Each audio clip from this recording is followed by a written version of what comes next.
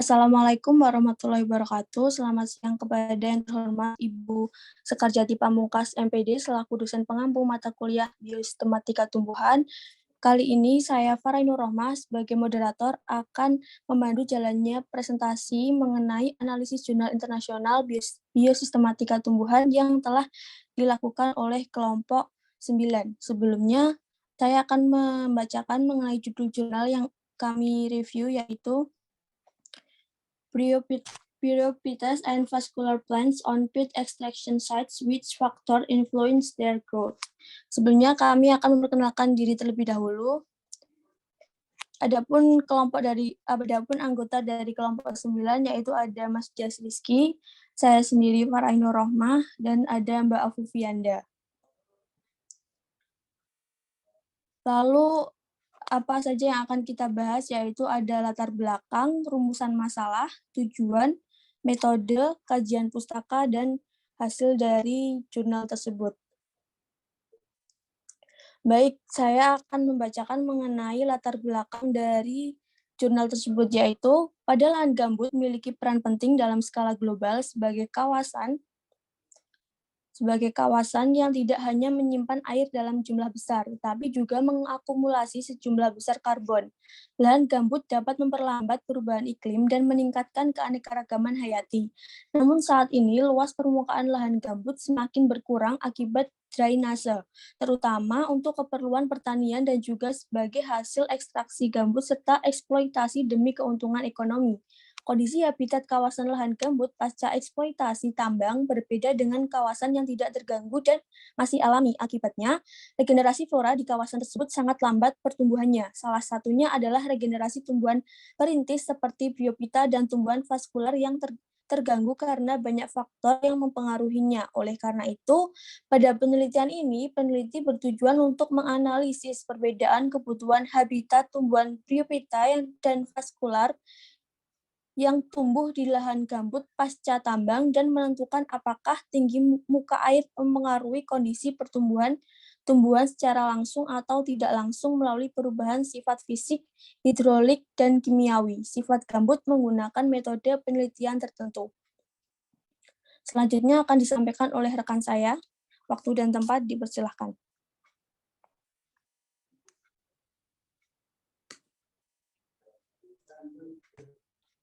Baik, selanjutnya yakni rumusan masalah. Adapun rumusan masalah pada analisis jurnal ini, yakni lahan gambut memiliki peran penting dalam skala global sebagai kawasan yang tidak hanya menyimpan air dalam jumlah besar, namun juga sebagai akumulasi sejumlah besar karbon. Lahan gambut dapat memperlambat perubahan iklim dan meningkatkan keanekaragaman hayati. Namun, luas permukaan lahan gambut semakin berkurang saat ini, diakibatkan oleh adanya drainase, terutama untuk keperluan pertanian dan juga sebagai hasil ekstraksi gambut serta eksploitasi keuntungan ekonomi yang dilakukan oleh manusia. Kondisi habitat kawasan lahan gambut pasca eksploitasi atau sesudah dilakukannya penambangan berbeda dengan kawasan yang tidak terganggu dan masih alami. Akibatnya, regenerasi flora di kawasan tersebut sangat lambat pertumbuhannya.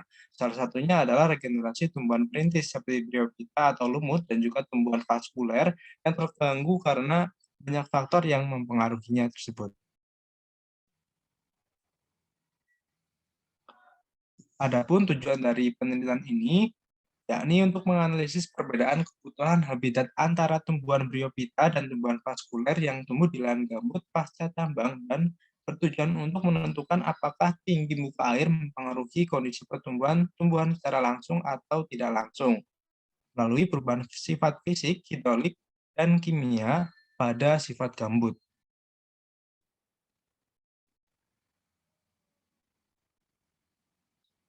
Kemudian untuk metode dalam penelitian ini, lokasi penelitian dan juga waktu dilakukan di area pasca tambang di Danau Orawana Gitat di Polandia Selatan pada tahun 2017 dengan tipe penelitian yakni menggunakan tipe kuantitatif dengan analisis faktor utama yang mempengaruhi komposisi spesies bryophyta di lahan gambut dan juga metode pengumpulan datanya diambil dengan melakukan observasi dan juga analisis langsung pada sampel sektor penelitian.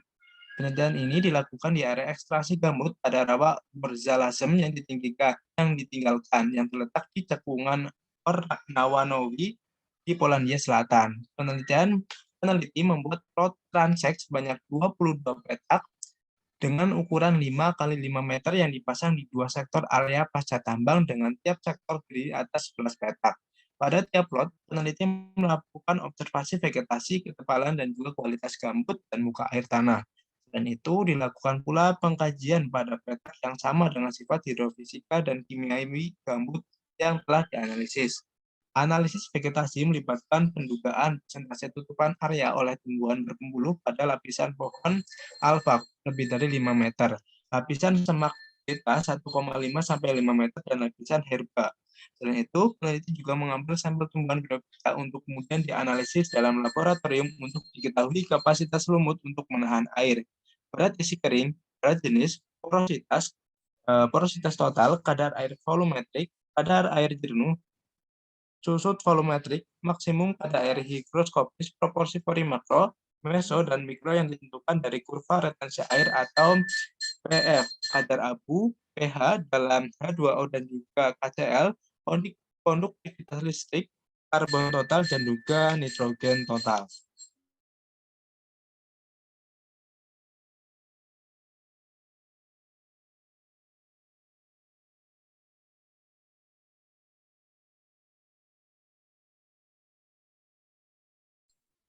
Baik, yang selanjutnya adalah kajian pustaka. Keberadaan lahan gambut alami berperan sebagai kawasan yang menyimpan air dalam jumlah besar dan mengakumulasi sejumlah besar karbon sehingga berkontribusi terhadap regulasi iklim. Selain itu, lahan gambut membantu memperlambat perubahan iklim dan meningkatkan keanekaragaman hayati yang mampu menciptakan habitat bagi banyak spesies tanaman dan hewan, terutama lahan gambut alami termasuk rawa yang ditinggikan, memiliki struktur diplotelmik yang dimana terdiri dari lapisan akrotelm atas, yaitu yang berada dalam jangkauan fluktuasi permukaan air, dan juga katotelm atau jenuh dengan air dan membentuk sebagian besar endapan gambut. Permukaan lahan gambut luasnya semakin berkurang karena faktor drainase untuk keperluan pertanian, tetapi juga sebagai hasil ekstraksi gambut. Pemulihan proses dari pembentukan gambut dimungkinkan dan diperlukan karena dapat membatasi emisi gas rumah kaca, terutama karbon dioksida, meregenerasi komunitas tumbuhan khas, dan meningkatkan keanekaragaman hayati. Di lingkungan lahan gambut, tumbuhan lumut atau bryophyta yang membentuk sebagian besar vegetasi, pembentuk gambut, dan spesies tumbuhan vaskular khusus. Kedua kelompok tumbuhan ini berbeda dalam struktur dan fisiologinya, sehingga bereaksi berbeda terhadap gradien lingkungan. Hubungan antara tumbuhan berpembuluh dan bryophyta telah dipelajari di ekosistem hutan, padang rumput, dan juga lahan gambut. Yang selanjutnya adalah hasil. Pada komposisi vegetasi, spesies utama pada lapisan pohon dan lapisan semak adalah Pinus sylvestris dan Pendula betula. Kemudian untuk spesies rawa terangkat lainnya yaitu Ledum palustre dan vaksin Oxycoccus yang terlihat jarang. Semak kerdil dari keluarga Erisaceae biasanya dominan di lapisan ini, terutama Saluna vulgaris, Pacinium uliginosum, Myrtillus, dan V. vitis id.